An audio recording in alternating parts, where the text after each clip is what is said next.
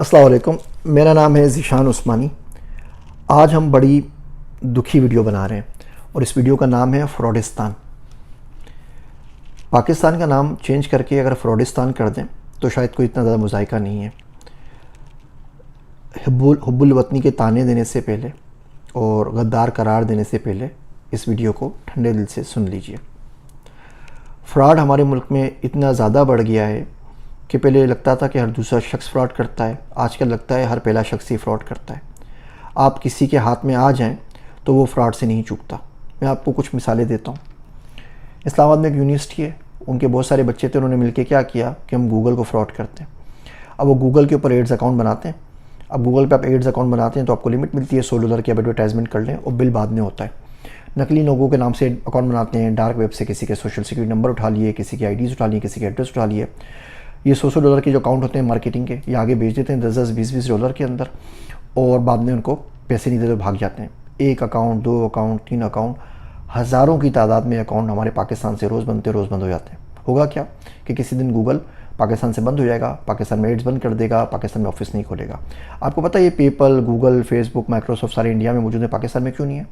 पाकिस्तान में third party insurance नहीं है। कल के ये कुछ करें, हमारा कोर्ट कोई ऑर्डर करेगा और आके इनके ऊपर छापा मार के आप इनके पूरे के पूरे ऑफिस सील कर देंगे और बचने का कोई तरीका नहीं होगा। पाकिस्तान दुनिया का वो वाहिद मुल्क है जहाँ पे मार्क जुकरबर्ग के ऊपर FIR कटी हुई है। वो बेचारा अगर एयरपोर्ट पे उतर जाए ना गलती से तो हमारी पुलिस जाके उसको पकड़ लेगी और उसको भी छितर मारेगी। और शहबाज गिल की तरह ना वो बेचारा रो रहा होगा व्हील चेयर के ऊपर और उसको कोई सुनवाई नहीं हो रही होगी। ये हम लोगों का हाल है।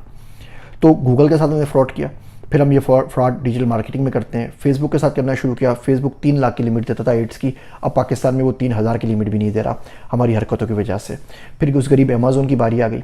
अमेज़ोन में क्या करते हैं, ऑर्डर इन्वेंट्री अपलोड कर देते हैं कि तमाम की चीज़ें हमारे पास हैं। जब ऑर्डर आता है अमेज़ोन 14 दिन बाद पेमेंट करता है। हम लोगों ने क्या करना शुरू किया, हम उसको बोलते हैं क्योंकि हम पाकिस्तान से शिप कर रहे हैं, पाकिस्तान का बाकायदा नाम भी लेते हैं, हम आपको ऑर्डर 15-16 दिन बाद भेज देंगे। अब बंदा कस्टमर इंतज़ार करता है, 14 दिन बाद पैसे आते हैं, पैसे लेके भाग जाते हैं, कोई और अकाउंट बनाते हैं। किसी को 500 मिले, किसी को 5000 मिले, किसी को 10,000 मिले और कोई सुनवाई नहीं है, कोई पूछने वाला नहीं है। इससे भी स्मार्ट लोग हो गए। उन्होंने क्या किया, वो शिपमेंट का क्योंकि लेबल देना होता है तो कोई ना कोई चीज़ शिप कर देते हैं। आपने मंगवाया जहाज़ है, वो पानी की बोतल शिप करके उसका लेबल भेज देंगे। सामने बेचारा कस्टमर वेट कर रहा है कि जी मैंने बड़ी सारी सीनरी मंगवाई है, कोई चीज़ मंगवाई, वो आएगी, निकलती इतनी सी डिब्बियाँ है, शिपिंग तो उसका लेवल आ गया ना, तो आपने शिप कर दी। इससे भी ज़्यादा बदतमीज़ लोग आए। वो क्या करते हैं, आपसे ऑर्डर लिया, उनका इन्वेंट्री नहीं है, किसी और से इन्वेंट्री ऑर्डर करके कोई भी छोटा मोटा आइटम करके आपके पास शिप करवा दिया। अब उसका जो नंबर आएगा शिपिंग, वो आपने उस बंदे से शेयर कर दिया ताकि आपको वो भी शेयर ना करना पड़े। अब उसने मंगवाया लैपटॉप, आपने उसको शिप कर दिया कैलकुलेटर किसी से लेके। उसके बाद जब नहीं आता तो आपने जिससे कैलकुलेटर मंगवाया आप उससे रिफंड ले लेते हैं, उससे भी कैलकुलेटर के पैसे वापस लेते हैं, इसके लैपटॉप के पैसे भी लेके भाग जाते हैं। तो उसका नतीजा क्या हुआ कि आपने सुना होगा कि अमेज़ोन ने कोई 13,000 अकाउंट पाकिस्तान में बंद कर दिए। मैं यहाँ बैंक में अकाउंट खुलवाने के लिए गया तो उन्होंने बोला कि जी बैंक ऑफ अमेरिका ने कोई 35,000 लोगों के अकाउंट बंद कर दिए। अब ज़ाहिर बात है वो बोलेंगे तो नहीं ऑफिशियली आके, और सारे के सारे पाकिस्तानियों के हैं क्योंकि पाकिस्तानी इस किस्म के फ्रॉड कर रहे होते हैं। खैर मैं अभी रो रहा था, मैंने बोला नहीं यार पाकिस्तानी अच्छे हैं, सारे लोग एक जैसे नहीं होते, सारी उंगलियां बराबर नहीं होती। तो मैनेजर ने बोला यार मैं हाई स्कूल के अंदर यहाँ पे जाता हूँ और हाई स्कूल में हमारी बेसबॉल की जो टीम है उसकी जर्सी मंगवानी थी, वो शर्ट्स होती हैं। तो पाकिस्तान से ऑर्डर दिया, पाकिस्तान वाले ने ऑर्डर के पैसे ले लिए $1100 और एक उसने टी शर्ट नहीं भेजी। गेम वाले दिन जो सबसे बड़ा इवेंट होता है साल के बच्चों के लिए, फिनाले जो होता है, उस दिन बच्चों के पास जर्सी नहीं थी, वो वाइट शर्ट्स हमने वॉलमार्ट से खरीद के दी, वो पहन के घूम रहे थे और पूरे का पूरा गांव मुझे गालियां दे रहा था और ये पाकिस्तानी नहीं किया है। मैंने कहा उसका नंबर मुझे भेजें, क्या हुआ? उस अल्लाह के बंदे को उसने ईमेल की तो कहता है जी मैंने भेजा था लेकिन मेरे पार्सल में से ड्रग्स निकल आई। अब बताओ शर्ट भेज में ड्रग्स कहाँ से आ गई? तो दुबई कस्टम ने मेरा जो पार्सल था सील कर दिया। पाकिस्तान की उल्टी बदनामी। अब गूगल देख लें, फेसबुक देख लें, आप रोज़मर्रा के तौर पे देख लीजिए।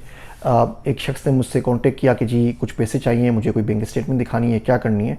और इसकी बात कर रहा हूँ जिसको मैं 10 साल से जानता हूँ, ये नहीं कि मैं एक दिन से जानता हूँ, 2 दिन से जानता हूँ। मैं कहा जी ठीक है। उसने बोला कि मुझे आज चेक दीजिए, मंडे को वापस ले लीजिएगा। हुआ ये कि फिर मुझे वो पैसे 6 महीने बाद वापस मिले। उसने 2 लाख एक करके दिए, 1 लाख एक करके दिए, तोड़ तोड़ के अजीब परेशानी में। एक मौलवी साहब ने कहा कि जी ज़मीन कुछ ले रहे हैं मदरसे के लिए, जुम्मे का दिन है आज, मेरे पैसे अमेरिका से आने हैं, आप पैसे दे दीजिए मुझे 8 लाख रुपए और मंडे के दिन मैं आपको वापस कर दूंगा। जुम्मे को पैसे दिए, मंडे को वापस आने थे, वो मंडे 8 साल बाद आया वही बार बार एतराज़ करने के ऊपर, बार बार मांगने के ऊपर, और सिर्फ उन्होंने सिर्फ इसलिए दिए कि अगर इसको पैसे नहीं दूंगा तो शायद ये मुझे उठवा ही ना ले। तो खैर उनको एक जैम हो गया था, कुछ भी था, मुझे मेरा फ़ायदा हो गया। लेकिन 8 साल बाद भी जब वापस दिए तो उनके छोटे थे, उन्होंने मुझे कॉल किया, बड़ी बदतमीज़ी से बात की और पैसे जमा करवा दिए। उनसे इतना नहीं हो सका कि वो कॉल करके मुझे बोल देते जी बड़ी माजरत, 8 साल बाद आपके पैसे वापस दिए। मुझे तो उन्होंने हर जगह से ब्लॉक कर दिया। ये हर जगह होता है। पहले लगता था एक आध कोई कर रहा है, आजकल लगता है पूरा मुल्क आपको चूना लगा रहा है। तो जब तक हम इस फ्रॉड के रास्ते के ऊपर चलते रहेंगे और तमाम काम करते रहेंगे, यकीन करिए कोई हमारी मदद नहीं करेगा, ना पेपल आएगा ना कुछ आएगा, लोग पाकिस्तान से हायरिंग करना भी छोड़ देंगे। तो ये तो प्रॉब्लम है। अब बात करते हैं ऐसा होता क्यों है। ऐसा होने की सबसे बड़ी वजह ये मनहूस सक्सेस स्टोरीज़ हैं जो झूठी सब लोग लगा देते हैं। मिसाल के तौर पे आप बोले जी मैंने 2 करोड़ रुपए कमाए, अब ठीक है वो स्टार भी बन जाएगा और वो कोई ना कोई आपको स्टार बना के पोस्टर बना के लगा भी देगा, 5 रुपये का पोस्टर बन जाता है पाकिस्तान के अंदर।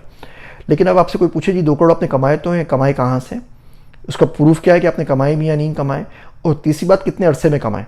आप बोलते हैं कि जी मैं 2 करोड़ कमाए लेकिन मैं कमाए 70 साल की ज़िंदगी के अंदर, तो कोई भी शख्स कमा सकता है। 1 लाख 2 लाख रुपये तनख्वाह तो 2 करोड़ रुपये आपके हो जाएंगे 20-25 साल के अंदर। आपने 1 महीने में कमाए, आपने 6 महीने में कमाए, आपने साल में कमाए, कहाँ से कमाए, उसको प्रूफ क्या है। प्रूफ हमारे पास कोई नहीं देता, कोई बैंक स्टेटमेंट नहीं दिखाता, कोई कुछ नहीं करता। बच्चा बोलता है कि जी मैंने 20 करोड़ का कारोबार किया है। जब आपसे डीलिंग शुरू करते हैं तो $1000 के लिए वो पूछ रहा होता है कि जी ये पैसे कैसे ट्रांसफ़र होंगे, मुझे समझ में नहीं आ रहा। आप देखते हैं तो उसका अकाउंट नहीं खुला हुआ होता, चेकबुक उसके पास नहीं होती, सिग्नेचर करना उसको नहीं आ रहा होता, बहुत सारे मसले होते हैं। तो सिर्फ झूठ झूठ और झूठ के अलावा बाकी कुछ बचा नहीं है।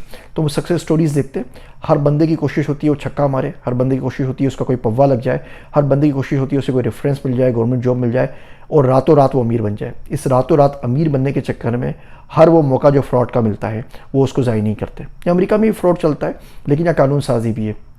जो अमेज़न की हरकतें हमने की हैं अमेरिका में अगर हो जाएँ, अब गूगल करके देख लीजिएगा, 20 साल की सज़ा है इसके ऊपर। हम एजुकेशन देते हैं, साथ में इथिक्स पढ़ानी चाहिए, साथ में कानून साजी करनी चाहिए।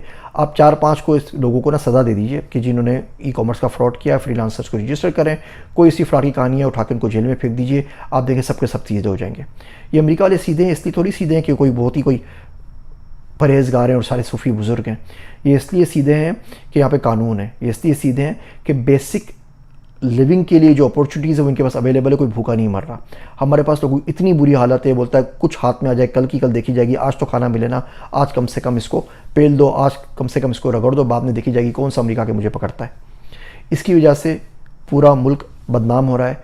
जो थोड़े बहुत हमारे पास ज़राए रह गए हैं कुछ पैसे कमाने के, कोई अच्छा काम करने के, वो हल्के हल्के हल्के बंद होते चले जा रहे हैं।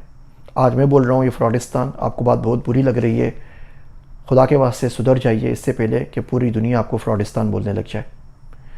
ये कड़वी बातें यकीनन आपको बहुत ज़्यादा चुभ रही होंगी और आप दिल भर के भड़ास अपनी निकाल सकते हैं कमेंट्स के अंदर, गालियों की सूरत के अंदर। लेकिन जब तक हम इंसान नहीं बनेंगे, जब तक हम फ्रॉड से नहीं बचेंगे, हम आगे नहीं बढ़ सकते। आपको लगता है बहुत शरीफ हैं, आपको भी कोई मौका मिल जाए, वो ग्रोसरी स्टोर के 5 रुपये वापस करने हो, गलती से कोई पैसे ट्रांसफ़र कर दे, हम हर जगह के ऊपर कोशिश करते हैं कि सामने वाले को चूना लगा के अपने फ़ायदे का काम कर सकें। और आप किसी बंदे से बात कर लें, वो ग्रोसरी वाला हो, बिज़नेस वाला हो, पार्टनरशिप वाला हो, अकाउंट्स वाला हो, आप किसी को उधार दे दें, किसी से उधार ले लें, आप पार्टनरशिप किसी के साथ कर लें, आप ई-कॉमर्स का काम कर लें, आप रियल इस्टेट के अंदर चले जाके किसी एजेंट से बात कर लें, आप किसी वकील से बात कर लें, आपको मेरी बातों की सच्चाई के ऊपर यकीन आ जाएगा। मेरी कड़वी बातें सुनने का शुक्रिया। मैं हूँ आप सबका ज़ीशान उस्मानी।